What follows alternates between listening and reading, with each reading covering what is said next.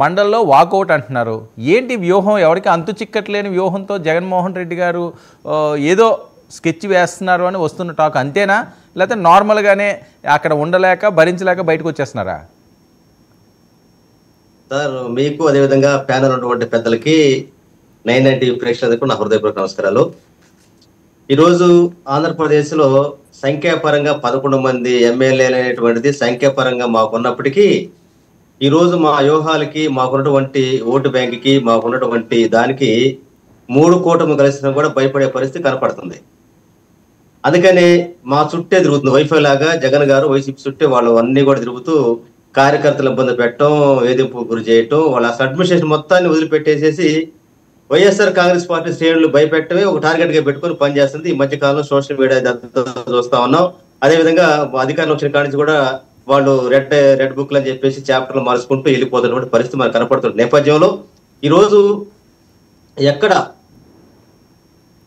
ప్రజల యొక్క వాణిని అసెంబ్లీలో వినిపిస్తారని చెప్పేసి భయంతో, అదేవిధంగా ఏదైతే సూపర్ 6 ని అమలు చేయలేనటువంటి ఒక దౌర్భాగ్య స్థితిలో నుంచి ప్రభుత్వాన్ని ప్రశ్నించేటువంటి వైఖరి నుంచి బయటపడటం కోసమే ప్రతిపక్ష హోదా అనేటువంటి ఇవ్వడానికి ఇష్టం లేక వాళ్ళు ఈరోజు ఉన్నటువంటి నేపథ్యంలో ఈరోజు ఆంధ్రప్రదేశ్ లో అధికార పక్షం ప్రతిపక్షం రెండు ఉన్నాయి అసెంబ్లీలో ఉన్నప్పుడు. అధికార పక్షంలో బీజేపీ, జనసేన, టీడీపీ కూటమిగా ఉన్నప్పుడు, ఒక అధికార పక్షంగా ఉన్నప్పుడు దానికి ప్రతిపక్షం ఎవరు? వైసీపీ కదా. అటు సహజంగా ఆ వైసీపీ అనేటువంటి పార్టీని ప్రతిపక్ష పాత్ర గుర్తించకుండా, ప్రతిపక్ష హోదా ఇవ్వకుండా ప్రతిపక్షంగా మాట్లాడే సమయం, సందర్భం, అవకాశం లేనటువంటి నేపథ్యంలోనే ప్రజల యొక్క గొంతుకుని వినిపించేటువంటి అవకాశం లేనటువంటి క్రమంలో కేవలం సభ్యులుగా పోయి మేము ఏదో కూర్చొని టీలు దాగో లేదా బిస్కెట్ తినవచ్చో లేదంటే ఫోటో సెషన్స్ కోసం పోయేటట్టు ఉంటుంది తప్ప ప్రజల పక్షాన మాట్లాడే అవకాశం అంటే వాళ్ళు చెప్పే అంశం ఒకటి ఉంది కదా కనకరావు గారు,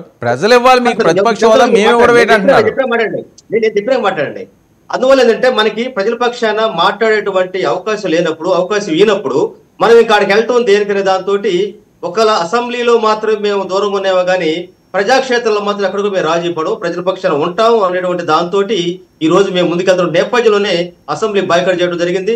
మరి శాసన మండలిలో కూడా మేము ఎక్కువ మంది శాసన మండలి సభ్యులు ఉండొచ్చు, కానీ ప్రభుత్వ వైపు నుంచి ఏదైతే సమాధానం ఇవ్వాలో, ఏదైతే ప్రభుత్వ వైపు నుంచి వాళ్ళ యొక్క అభిప్రాయం చెప్పాల్సిన చోట వాళ్ళు తప్పించుకొని సరైనటువంటి సమాధానం చెప్పకుండా ఉన్నటువంటి నేపథ్యంలో అక్కడ కూడా ఎదురవుతున్నటువంటి నేపథ్యంలోనే ఈ రోజు బహిష్కరణ జరుగుతున్నటువంటి. ఖచ్చితంగా ఒకటి మాత్రం ధైర్యంగా చెప్పగలుగుతాం, ఈ రోజు మా నాయకుడు జగన్మోహన్ రెడ్డి గారు జాతీయ స్థాయిలో అధికారులు కాంగ్రెస్ పార్టీ వ్యతిరేకించి ఒక్క అడుగుతో వచ్చినటువంటి ప్రయాణం దాదాపు ఈ అధికారం ఏదైతే ఒకసారి 12 మందిగా, ఒకసారి 14 మందిగా, ఒకసారి ప్రతిపక్షాలు మరలా అధికారంలోకి మరలా ప్రతిపక్షాలు వచ్చాం.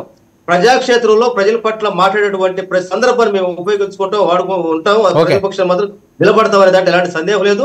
అందువల్ల ఏంటంటే టెక్నికల్ గా ఆ అసెంబ్లీ సమావేశమైనటువంటిది టెక్నికల్ అంశం తప్ప ఈ రోజు వాళ్ళు ఏమీ లేదు. అక్కడ పార్లమెంట్ బడ్జెట్, మన అసెంబ్లీ బడ్జెట్ చూసాను. ఇక్కడ ఆ బడ్జెట్ కూడా చూస్తే ఏదైతే వాళ్ళు చెప్పిన హామీలకి పెట్టినటువంటి బడ్జెట్ చూసుకుంటే నక్కకి నాగలో తేడా కనపడుతున్న నేపథ్యంలో మీకు అవకాశం వచ్చింది కదండి. ఇప్పుడు అందరూ మాట్లాడేది ఏంటంటే అవకాశాన్ని మీరు పాడు చేసుకున్నారు కదా, వాళ్ళు ఎంత పెట్టారో మీరు అసెంబ్లీలో ఉండి మీకు ఒక నిమిషం ప్రశ్నిస్తే సార్ గతంలో ఇవ్వలేదు సార్.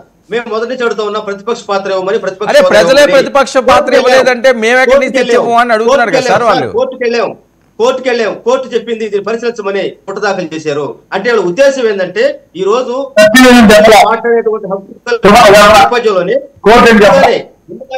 సోషల్ మీడియా కార్యకర్తల పేరుతోటి ఒక అల్లకొల్లలో అరాచకత్వం చేసేటువంటి క్రమంలో లా అండ్ ఆర్డర్ మొత్తం పక్కన పెట్టేసి ఒక హింసాత్మకమైనటువంటి వాతావరణం జరుగుతున్న నేపథ్యంలో మేము అసెంబ్లీకి పోయినా కూడా మా ప్రజల పట్ల గొంతుకు అవకాశం వీరం చేద్దాంతో మేము రాకపోవడం జరిగింది. ఓకే రఫీ గారు ఏంటి భయపడుతున్నారట? కూటమి మొత్తం భయపడుతున్నారట వాళ్ళని చూసి.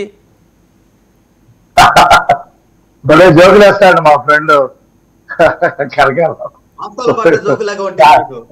భలే జోకులు కూటమి భయపడు